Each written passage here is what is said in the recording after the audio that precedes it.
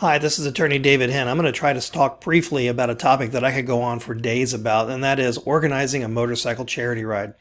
Motorcycle charity rides bring out the best in the biker community. We come together to share our passion, we raise money for worthwhile causes, and the organizers of these events should be commended for their hard work and dedication to supporting not only the charity but the biker community as well. But in organizing these events, it's important to keep safety and liability in mind as you plan the event.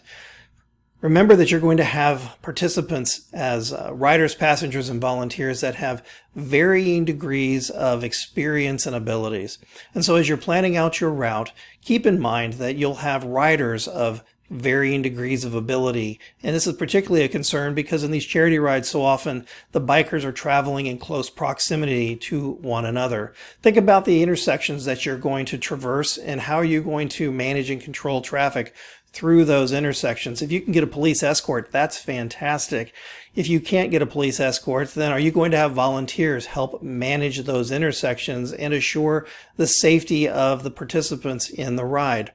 You know, in Pennsylvania, just this year, a passenger in a motorcycle charity ride sued the organizers of the ride when a volunteer left their post early and left an intersection unflagged.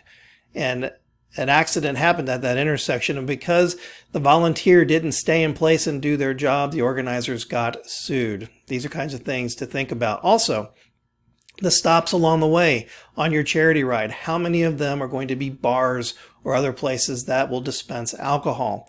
And is that going to be a concern if your riders are drinking at all of the stops? Just things to keep in mind and concerns that could arise along the way. Now, as far as liability, I'm sure that you understand that you have to have a well-crafted release and waiver of liability signed by all of the participants in the charity ride. It's important that you would decide as an organization if you're going to allow participants under the age of 18, and if so, that you make sure a parent or guardian signed for that under 18-year-old person as well. You may want to take a look at getting insurance for the event. Now, this is not always easy to find, as insurance companies sometimes are not comfortable in selling policies to cover an event, and the insurance carrier may impose requirements that you're not comfortable with. For example, the insurance carrier may impose a requirement that all participants wear helmets during the ride. This may discourage some bikers from participating in the charity ride. But all of these are things, among others, that you should keep in mind when planning a charity ride.